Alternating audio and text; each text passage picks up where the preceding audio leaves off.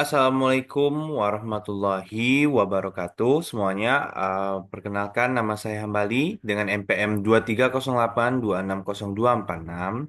Di sini saya pada remediasi blok em, gastro, saya akan membawakan mengenai disentri amuba. Jadi yang pertama-tama kita akan masuk ke yang yang pertama yaitu definisi dari disentri amuba. Disentri amuba ini adalah infeksi pada usus besar yang disebabkan oleh em, parasit yaitu Entamuba histolytica dengan cara menginfeksi mukosa dan yang menyebabkan peradangan. Dari definisi kita akan beralih ke etiologi. Pelanggaran infeksi yang disebabkan ini apa parasit Entamuba histolytica itu tuh berjenis protozoa uniseluler.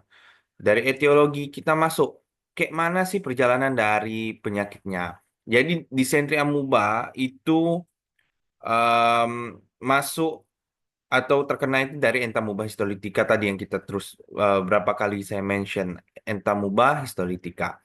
Dia melepaskan tropozoitnya di usus besar, terus tropozoit itu menyerang mukosa usus, adanya ulcerasi dan peradangan, jadi timbullah diare berdarah, nyeri perut, dan em, keluhan-keluhan seperti demam.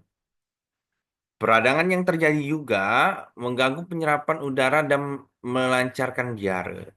Dari patofisiologi ada penyebab-penyebab yang umum atau faktor resiko kapan kita bisa terkena, yaitu yang pertama sanitasi yang buruk, terus kebersihan pribadi yang kurang, konsumsi makanan dan air yang terkontaminasi, kondisi hidup yang padat, perjalanan ke daerah endemik. Nah, sebenarnya sih entamuba histolytica ini nggak bisa masuk dari mulut langsung. Dia terkena oleh em, tempat-tempat atau apa eh tempat yang sudah ada gitu entamuba histolytica yang sudah hidup. Jadi dia masuk, ketika dia masuk langsung terkena kepada kita. Dia nggak penyebarannya nggak apa. Selanjutnya untuk gejalanya itu ada diare berdarah atau berlendir, terus nyeri perut, demam, mual muntah, lemas, penurunan nafsu makan dan dehidrasi. Itu gejala-gejala umum yang bakal dirasakan oleh orang yang terkena disentri amuba. Lanjutannya, bagaimana kita mendiagnosis dari seseorang itu? Yang pertama, jelas kita akan melakukan anamnesis terlebih dahulu.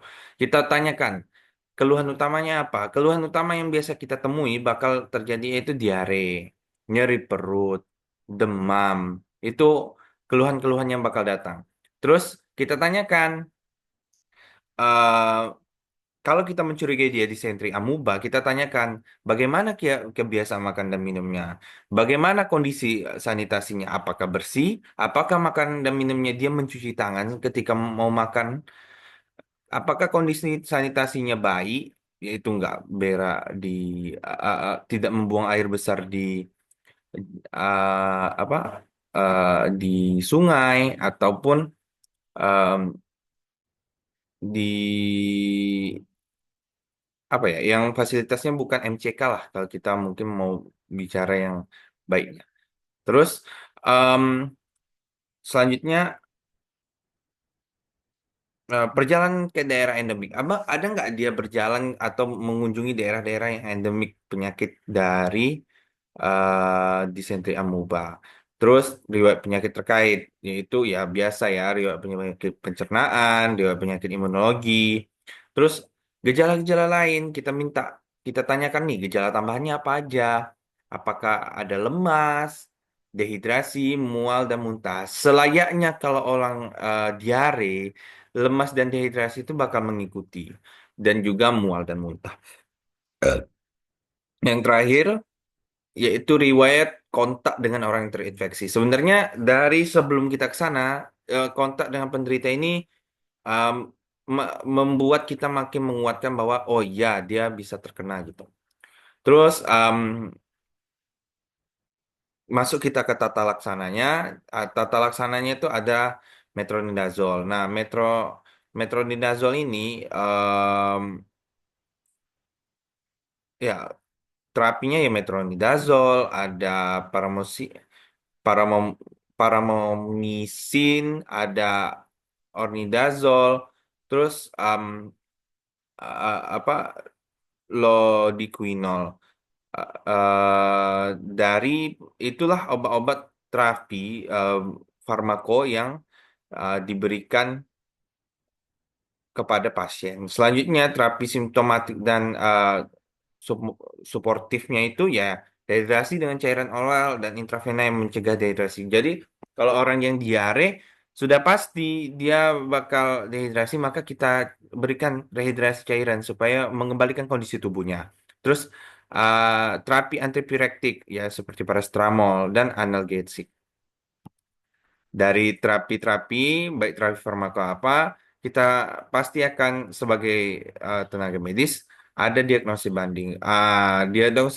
Diagnosis bandingnya tuh ada beberapa seperti disentri basiler ataupun kolitis ulceratif, gastroenteritis gastroenteritis bakterial, amubama.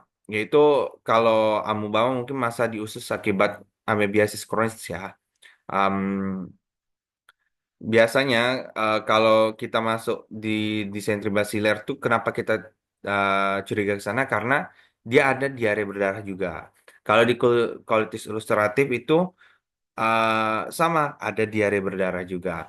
Gastroenteritis bakteri ada diare berdarahnya juga. Em, yang agak kurang nggak ada yang spesifik yaitu amuboma, nggak ada kita temukan diare berdarah. Selanjutnya, prognosis. Prognosisnya gimana sih kalau pasien yang terkena disentri amuba, yaitu uh, bakal baik-baik saja. Penanganannya harus tepat, terus menggunakan obat amebisida. um, Pasien bisa sembuh. Ada kecurigaan mungkin keluarga pasien, oh dia bakal komplikasi enggak? Kalau misalnya ditangani dengan cepat dan juga penyakitnya ringan, kita enggak ada komplikasi dan dalam beberapa hari harus diberikan pengawasan yang lebih untuk melihat terapinya. Selanjutnya, apa aja yang perlu kita edukasi kepada pasien, yaitu pola hidup. Nah, pola hidupnya itu cuci tangan dengan sabun, setelah buang air besar gunakan hingga apa gunakan alat sendok makan kalau memang bisa, kalau memang ragu dengan apa, tapi tetap harus mencuci tangan. Terus hindari mengkonsumsi makanan mentah yang tidak higienis. Terus pencegahan penularan, gunakan jaman yang bersih ya. Sediakanlah MCK, hindari berbagi makanan dan minum. Em,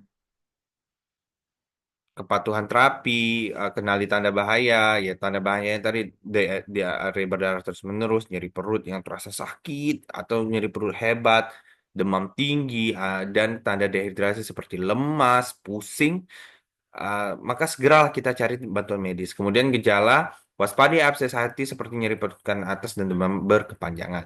Yang terakhir, pencegahan jangka panjang. Pencegahan jangka panjangnya jaga kebersihan lingkungan dan sanitasi yang baik. Balik lagi poin yang pertama tadi.